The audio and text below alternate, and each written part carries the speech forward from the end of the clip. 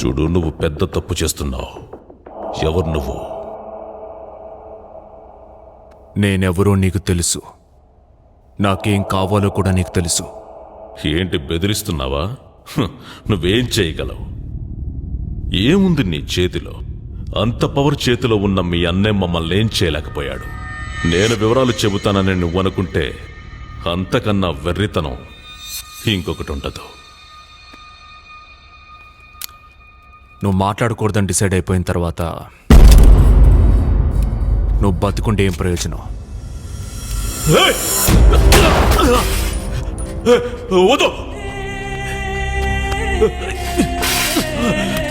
నువ్వింత పవర్ఫుల్ అని నాకు తెలియదు.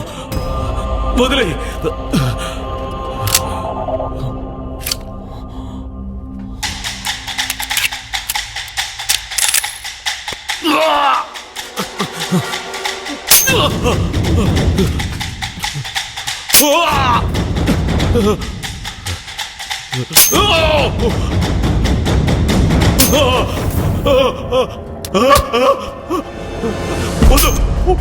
వద్దు, ప్లీజ్ ప్లీజ్ వద్దు వద్దు, నేను చెప్తాను.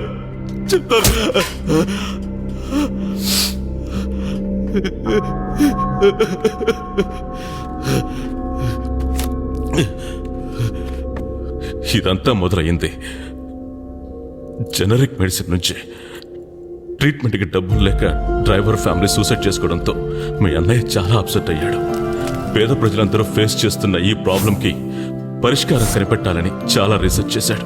ఎందరో డాక్టర్స్, సైంటిస్టులు అందరినీ మీట్ అయ్యి డిస్కస్ చేసి ఒక రిపోర్ట్ రెడీ చేశాడు.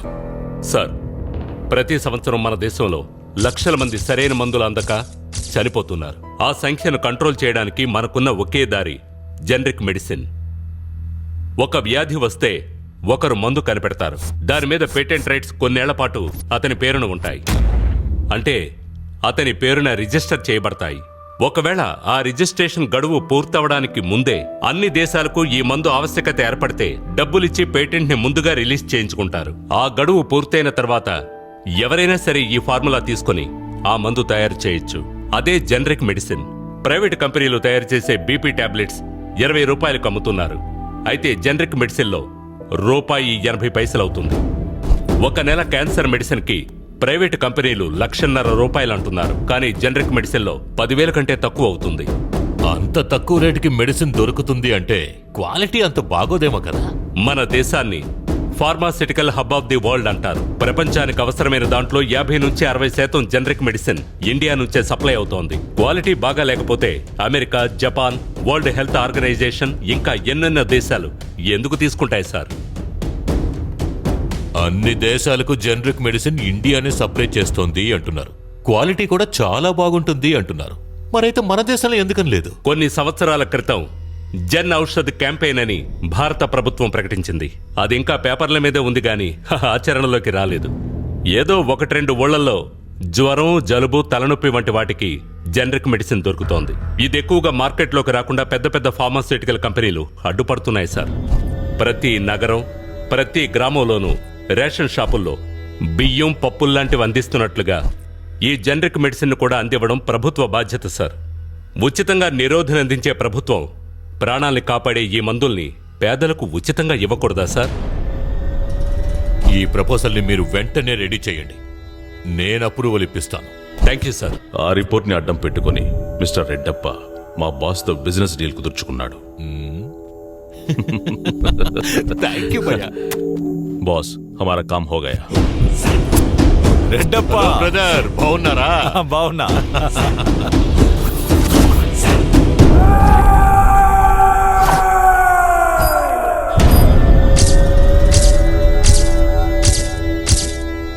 ఎందుకు సార్ నన్ను రమ్మన్నారు? ఈ జనరిక్ మెడిసిన్ ప్రాజెక్ట్ ప్రపోజల్ని నువ్వు వదిలేయాలి. నా మాట విను. కంపెనీలో నాకు షేర్స్ ఇస్తున్నారు. నీకు ఇప్పిస్తాను. ఒప్పుకో. ఏయ్, ఎస్ఎస్ఎల్సీ ఫెయిల్ అయిన నీతో కలిసి జనానికి ద్రోహం చేసి బతకమంటావా? ఎంతకాలమైనా నీలో మార్పు రాదా? సార్, మీరు తప్పుగా అనుకున్నారు. జనరిక్ మెడిసిన్ ప్రాజెక్ట్ని నేను డబ్బు కోసం చేయలేదు, జనం కోసం చేశాను. ప్రపంచంలో డబ్బుతో కొనలేనిది ఏదీ ఉండదు. అందరికీ ఒక రేటు ఉంటుంది. మీకెంత కావాలో చెప్పండి. ఇలా నాలాంటి వాళ్లకు లంచం ఇవ్వడానికి బదులు మందుల్ని తక్కువ రేటుకి అమ్మితే జనం నెత్తిన పెట్టుకుంటారు. మన దేశానికి కీర్తి ఫ్యామిలీ వాల్యూస్ వల్లే. ఈరోజు అవే కనుమరుగవుతున్నాయి. వృద్ధులైన తల్లిదండ్రులకు పిల్లలు దూరం అవుతున్నారు. అన్నయ్యకి తమ్ముడు, అక్కయ్యకి చెల్లెలు అందరూ దూరం అయిపోతున్నారు సార్. కారణం ట్రీట్మెంట్ చేయించాలనే కోరిక లేక కాదు సార్, మందులు కొనడానికి డబ్బులు లేక. ఈరోజు ఎలాంటి పరిస్థితిలో ఉన్నామో తెలుసా? జబ్బుతో రేపు చనిపోయేవాడు ఈ రోజే చనిపోవచ్చుగా, కొంచెం డబ్బైనా మిగులుతుందని జనం మాట్లాడుకుంటున్నారు. Great observation. దీనివల్ల జనానికి మంచి జరుగుతుంది. నీకేం జరుగుతుంది? ఒక మంచి పని చేయగలిగాననే ఆత్మతృప్తి. నీలా నీతి న్యాయం అని మాట్లాడిన వాళ్ళంతా ప్లాట్ఫామ్కి వచ్చేశారు. కొంచెం ఆలోచించు. చెడ్డ పనులు చేయడానికే ఆలోచించాలి, మంచి పనులు ఆలోచించకుండానే చేయాలి. ఫుట్పాత్ మీద పెరిగి ఐఏఎస్ అయిన వాణ్ణి మళ్ళీ ఫుట్పాత్ మీదకే వెళ్లాల్సి వస్తే ఏమాత్రం ఫీల్ అవ్వదు. జనరిక్ మెడిసిన్ అనేది కేవలం పేదవారి కోసమే. దీనివల్ల నువ్వు చాలా ప్రాబ్లమ్స్ ఫేస్ చేయాల్సి వస్తుంది. ఈ ఫేస్ ఏ ప్రాబ్లంని ఫేస్ చేయడానికైనా ready. Good luck. Thank you.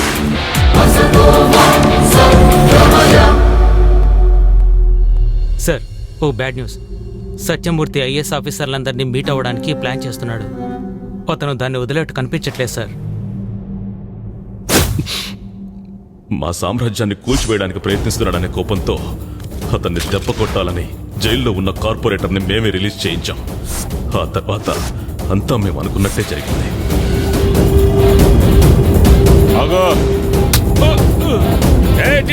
ఈ రోజు నిన్ను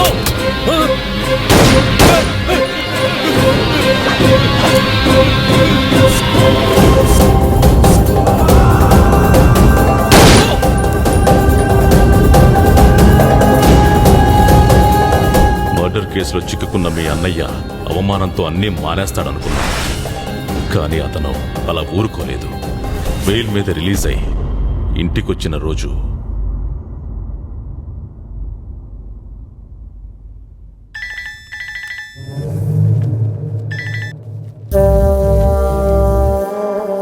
ఏంటి కలెక్టర్ గారు? ఓ ఇప్పుడు కలెక్టర్ కాదు కదా. సత్యమూర్తి, నా ఉద్యోగం నాకు మళ్ళీ ఇప్పించండి అని అడగడానికి ఫోన్ చేసావా? నీ ఇన్ఫ్లుయెన్స్ అంతా ఉపయోగించి నన్ను కలెక్టర్ పదవికి దూరం చేసుండొచ్చు. నేను కలెక్టర్ పదవికి కాదు, విద్యకు విలువనిచ్చేవాణ్ణి. అంతా అయిపోయిందనుకోకు. జనరిక్ మెడిసిన్ విషయం మళ్ళీ మొదలవుతుంది. నిదానం నిదానం. అంత తొందరపాటు మంచిది కాదు సత్యమూర్తి.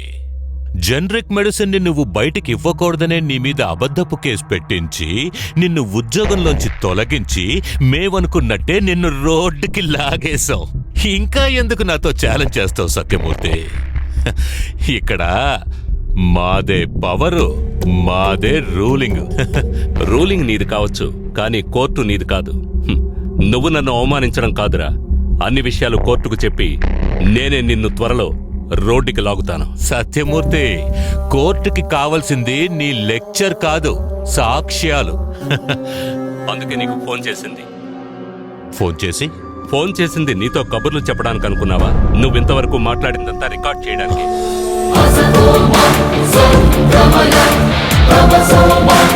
అన్ని విషయాలు మాట్లాడి ఇప్పుడు సైలెంట్ గా ఉంటే ఏం లాభం? ఆల్రెడీ అంతా రికార్డ్ అయిపోయింది. పోతలకి ఇది చాలుగా కోర్టుకి సాక్ష్యంగా. నీకు సెపరేట్ గా చెప్పాలా? Let's meet in the court.